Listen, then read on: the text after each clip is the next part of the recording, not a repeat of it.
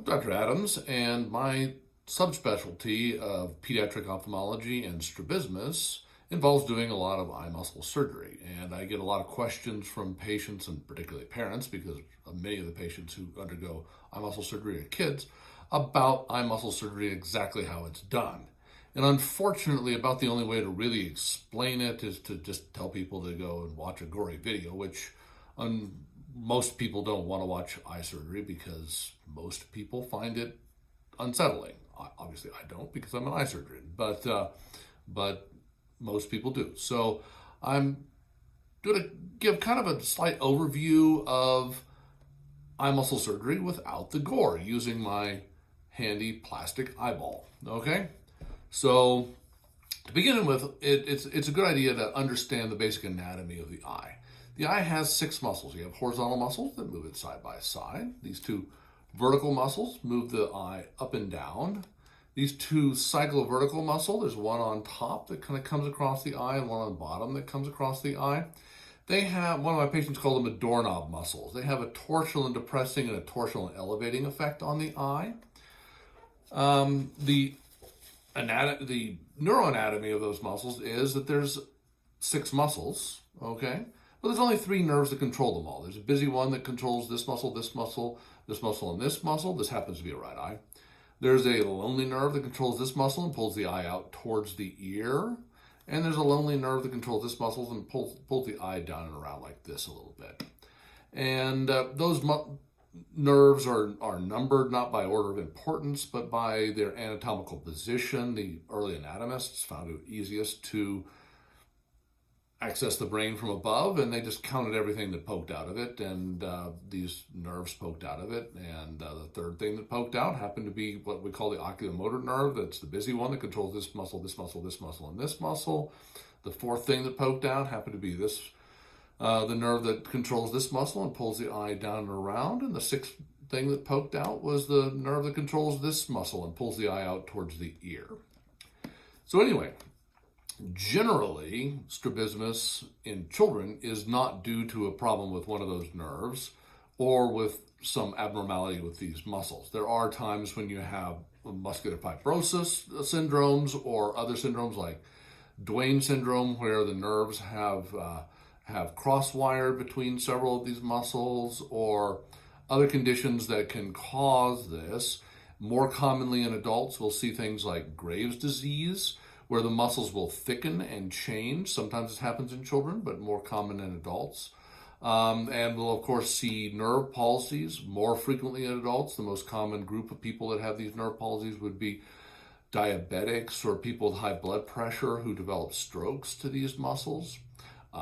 Certainly tumors and abnormal anatomy around the brain, things like Arnold-Chiari malformations, where there's an abnormality with the outlet in the back of the brain, can put pressure on certain nerves and cause strabismus. So there's a lot of things that can cause strabismus, but most commonly in children, it's basically a subtle miswiring in the brain, or is induced by an unmet need for glasses or some abnormality in the eye, sometimes with the retina or the optic nerve.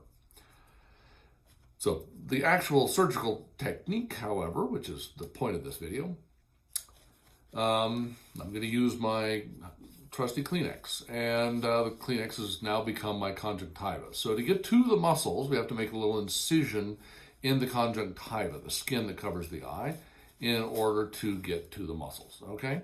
And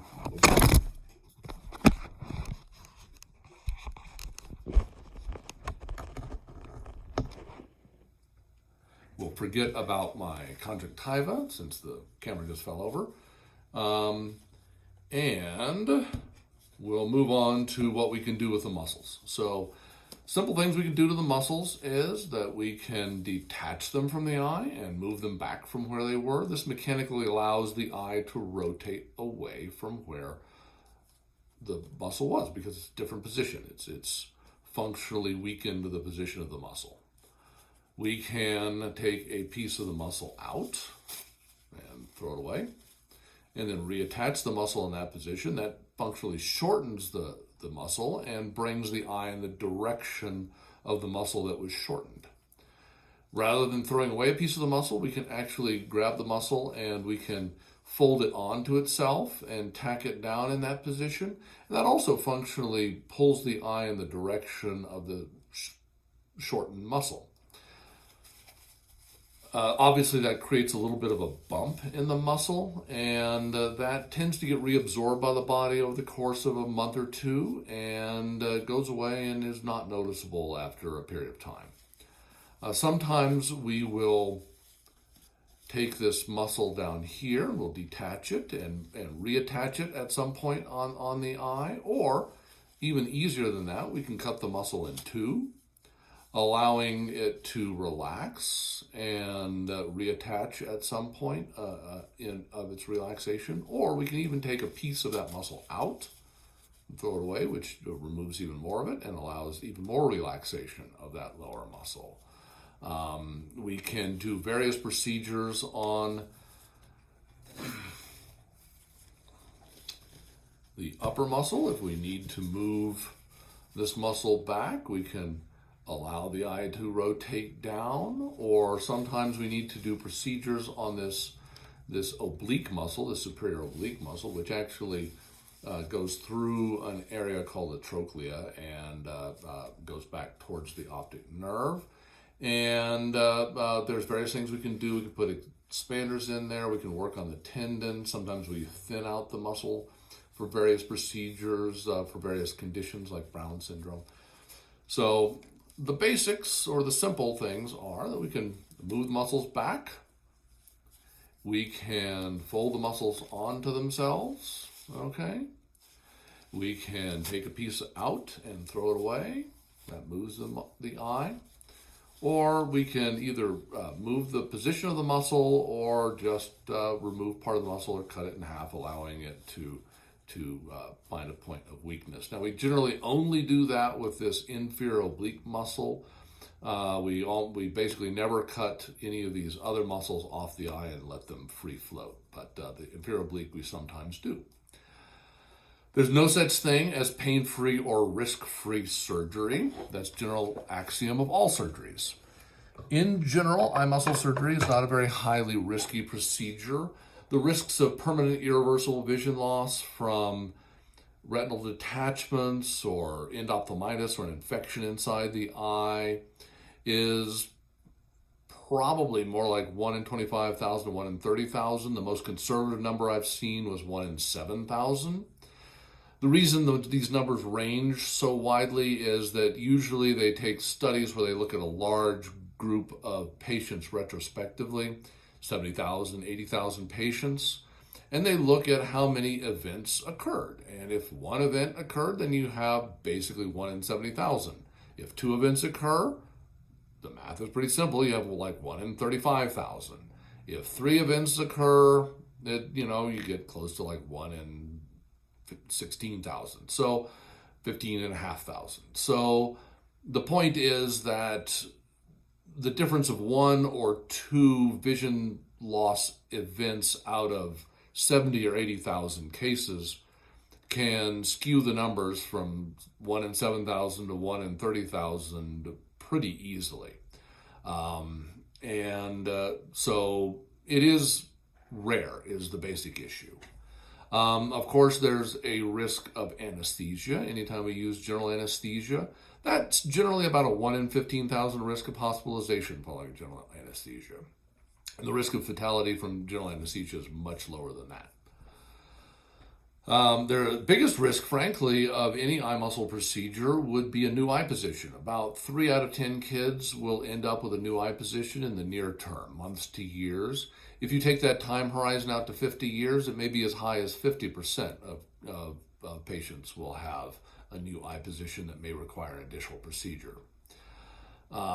Intractable double vision or double vision post-operatively, because you now have eyes in a new position and the brain has to get used to that, is a risk, of course.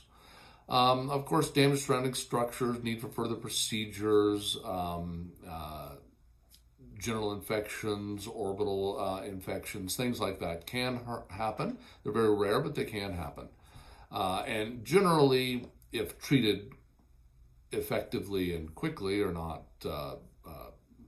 life-threatening or anything like that, but may sometimes, on very, very rare occasions, require hospitalization. But in general, eye muscle surgery is a very common procedure. There's well in excess of 1 million or 1.5 million cases performed every year in the United States. It is in general a very safe procedure and a very effective procedure. Post-operatively, I find that the vast majority of my patients can control pain by alternating Tylenol and Advil at an age-appropriate and weight-appropriate dose. Each one can be dosed at about 8 hours, and so you can leapfrog and you can dose one or the other at 4 hours. So you can start with either Advil or Tylenol at hour 1, and 4 hours later you can dose the other medicine. If you start with Tylenol, you dose Advil, and then at 8 hours or 4 hours after the last dose, you can dose Tylenol again, so that you can leapfrog the medicines that way. In my practice, I generally provide patients with a post-operative ointment they can use. A lot of kids will find this irritating because it's blurry to the vision and sometimes slightly uncomfortable. So they can stop that as soon as the child doesn't want to use the ointment.